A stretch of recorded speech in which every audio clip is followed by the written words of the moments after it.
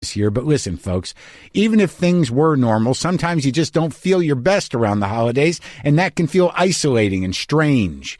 You might feel anxious or maybe depressed or having anger issues or trouble in a relationship. You might feel like you're the only one. Well, you're not. I mean, listen to me, for God's sake. And if you're feeling this way, BetterHelp Online Counseling offers licensed professional therapists who are trained to listen and help. It's simple. You fill out a questionnaire to help assess your specific needs and then get matched with a counselor in under 48 hours. Then you can easily schedule secure video or phone sessions, plus exchange unlimited messages to communicate with your therapist at your convenience. Everything you share is confidential. You can request a new therapist at any time at no additional charge. Join the 1 million plus people who have taken charge of their mental health with the help of an experienced BetterHelp counselor. You don't have to just muddle through the holidays this year if you're not feeling great. Talk with somebody who can help you today. BetterHelp is an affordable option, and WTF listeners get 10% off your first month with the discount code WTF. Get started today at betterhelp.com/WTF. Talk to a therapist online and get help. So listen, Zach Braff, he's in a new movie. It's called The Comeback Trail with Robert De Niro, Tommy Lee Jones, and Morgan Freeman. It's set to come out sometime next year, so look for that.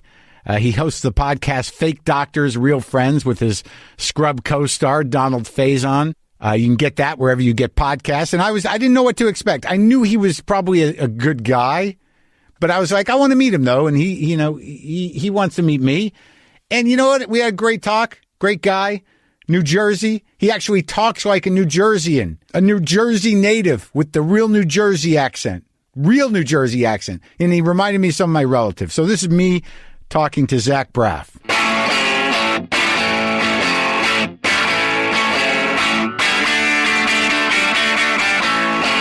I pictured you in your garage. It looks like you got a fancy setup.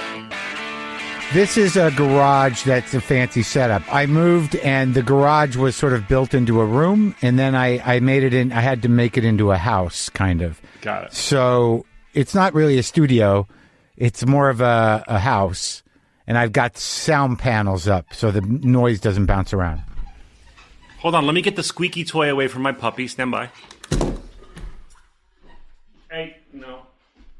How old's that puppy? I got a 10-month-old puppy that's just been spayed 2 days ago. So she's got a big foam thing around her neck, and she's pissed off, and I have to constantly be apologizing to her. You just got the puppy. Did you have a dog, another dog? I did. I just lost a dog I had for 17 years. A little guy named Roscoe. I had to put him down, which is the first time I've ever had to do anything like that. But it was clear that it was time. He was blind and deaf and starting to have seizures. I had to do that with a couple of cats in the last year. 2 16-year-old cats. It's the worst. It's really horrible. I mean, I'd seen it in the movies, but I'd never done the hold the thing you love most in the world while they inject death medicine into it. It's terrible, man. Yeah. But I was clear it had to be done. It wasn't one of those things. I was shocked it was the day, because I brought him in to be like, why is he having so many seizures?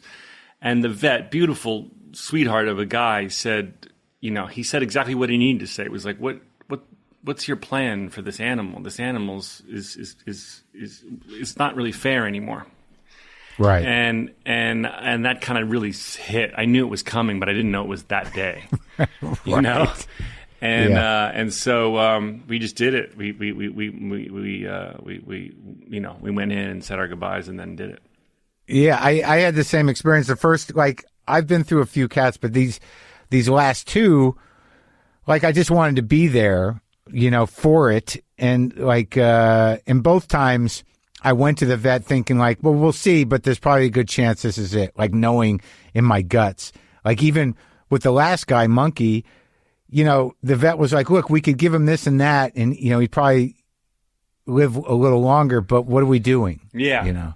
You sometimes need, in all aspects of your life, the person who goes, what are you doing? And if a vet says it, it's like it's not in their best interest financially to tell you to, Right. you know what I mean? So that's a good vet that says You that. sometimes need someone to push you over the edge and sort of see the thing you're not seeing. I mean, here's this 17-year-old animal who's blind and deaf and having seizures, but I'm holding on for me, not for the animal. I know, and it's weird because like, what do you hold? Like I was sitting there going, what am I holding out for? I mean, what do I think's going to happen? After a certain point, it's like they're not going to get better. They're old. But he's going to wake up and be like, wait a minute, I'm fine. Yeah. But that's what you're weirdly... But you know what he did? When they brought him in, they say he was really just on death's door, and they said, okay, say your goodbye, and we'll come in and give the medicine when you're ready. So we were hugging him and we're kissing him, and we go, okay, it's time. They come in. The doctor comes in. He stands up and starts wagging his tail. And we're like, what are you doing, dude? You're not helping this at all. No, exactly. But it gets to that point where it's like, well, they had a good day. They had a good hour. Yeah. Look, he's walking like he used to. Yeah. And that's what you're holding on to. And it's crazy. It's a crazy lesson. Yeah. I mean, but it's like, I think you and I have had a lot of loss in this last year. Yeah. And it's like brutal. It is. I've lost, in the last couple of years, I lost my father, who was 84 and at least of old age. I lost my sister to an aneurysm. And I just lost my friend to COVID. So I've had a lot of death in my life. And during this insane pandemic time, it's been a real challenge for mental health. I know. Obviously I was following the stories about your friend Nick, because it became sort of just the focus of what the disease was, what could possibly happen. It was sort of hanging on, the public case of his, hospitalization and you showing up for him. And it's just, and my girlfriend died of something else. I know. Yeah, I had met Lynn. I was lucky enough. I was lucky enough to have met her. And it's just like, I don't want us to both end up crying too much, but it's very hard to sort of find your way through it. And you had his wife and kid there too, huh? Yeah. So we don't have to go down the whole rabbit hole, but just the cliff notes are that they were falling in love with LA. They wanted to live in Laurel Canyon. They loved, he loved rock and roll and the history of Laurel Canyon and rock and roll. And that was their dream. That, there's a great... How did you know him? We did a Broadway show together. We did, Woody Allen turned Bullets Over Broadway, the movie, into a big musical. Okay. And everybody thought it was going to be an enormous hit. And he was the Chaz Palminteri character, and I was the John Cusack character. Right. And it was the most fun I ever had in my life. Wasn't a huge critical success, so it didn't last that long. But the friendships that I made there, one with him, and then with the woman he fell in love with on the show, a dancer named Amanda. They became my best friends, and they decided to move out to LA, and I have a guest house in my yard. So I said, guys, don't pay me a dime. Live here while you search. Live here for 6-7 months while you figure out LA. Right. Because it's win-win. You guys get to live for free and look around, and I get to have two of my best friends and their baby in my yard. Right. And they were just, adorable and happy and new baby and looking for houses and just on cloud nine. And they found a house. And then he went home to pack they both went home to pack, and he must have contracted it while in New York. Oh, Jesus. And he came back and had a very quickly needed to be hospitalized. So right after it all went down, I had them in my home. So my girlfriend and I and friends in the neighborhood became she didn't have her family here. Her family couldn't travel. We became the support group, the community for her. And everyone in the neighborhood and all of our friends just became her family until her family could actually come and help as well. Wow. That's so heavy. And where's she now? She go home or?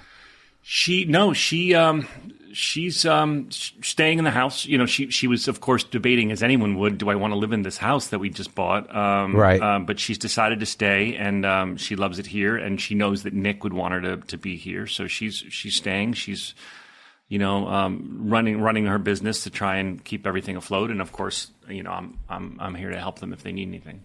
Well, that's good. Yeah, it's like this time is so brutal, and to be saddled with grief and the reflection that the time you have to sit in it is it's profound on one level, and I think it's probably a very pure form of grief. But on another level, it's just with the world weighing down on you on top of the grief, it's like, holy shit. And then I don't know about you, but I it's almost like cutting how much I read the news and the politics and watch everything. And it's one could choose, I'm not that person, to not engage so much in the political discourse, but that almost is harder. I can't turn my eye to it, so I feel like I'm torturing myself.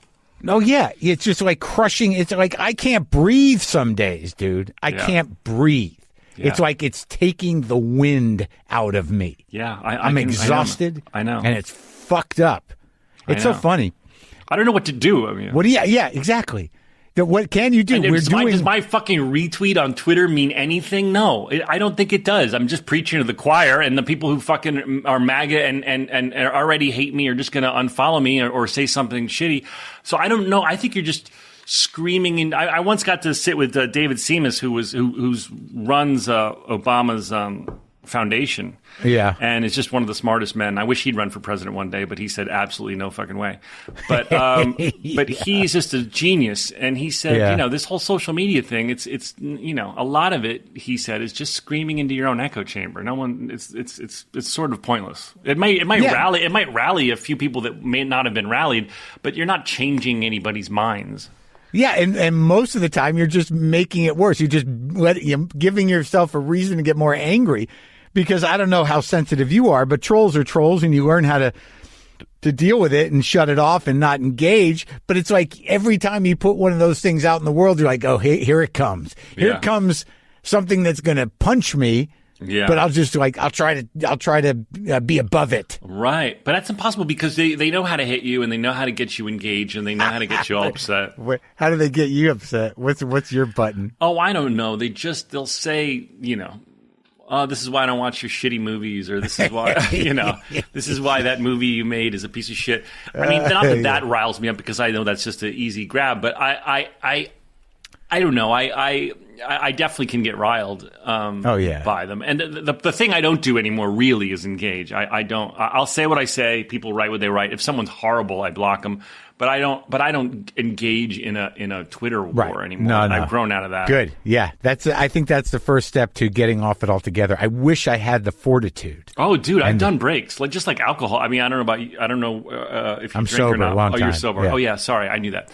That's all right. I go through alcohol breaks when I'm like, you're drinking a little too much. And I want to prove to myself that I can, obviously. So take a break. I'll take a break, 2-3 months, whatever. And I've done the same thing with Twitter because it's just as much of a fucking addiction as anything. So you can shut your page down for what? You got 2 months before, or you never shut it down? No, I don't shut it down. I just log out. I don't turn the page off. I'll just I'll go through periods where, I went to do a movie with Christopher Walken up in the middle of nowhere in Canada. When was this? This was a year ago. And is it out? It's coming out. It's out in Canada, and it's a tiny little indie. I'm sure it'll come out on streaming. It's called Percy. It's a true story about this tiny bumblefuck farmer who took on Monsanto. And did you direct it or just act in it? I just acted, and I play his lawyer. Okay. So you're up there, and you got off Twitter? I went up there, and I went, you know what? If I am on this bumblefuck meth farm town, and I'm drinking, and I'm on Twitter. And it's cold, I'm going to get depressed. I just knew the ingredients.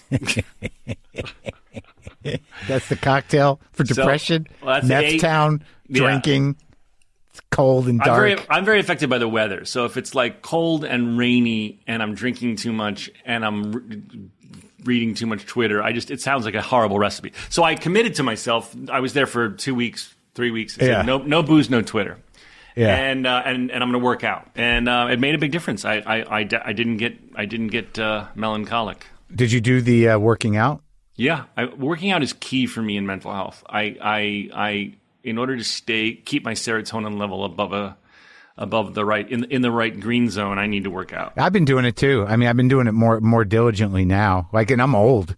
I mean, I'm 57, and I'm working out like circuit training 3 days a week and hiking 2 days a week, and I'm always fucking sore. Yeah. But I don't know what it would be like if I didn't do that. But dude, you feel much better when you're doing it. Yeah, it's a self-esteem thing. It's a serotonin thing. It's a dopamine thing. Do you have serotonin problems? Yeah, I have had.